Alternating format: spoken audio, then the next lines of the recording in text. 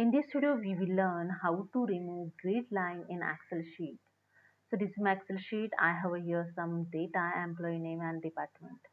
I'm going to remove these all grid line. This is a grid line, all lines in Excel sheet I want to remove, and I want a blank page in Excel. So here I select the simple data here and go to the view tab, and here in show group the grid line is already selected. I just remove this tick and here you go.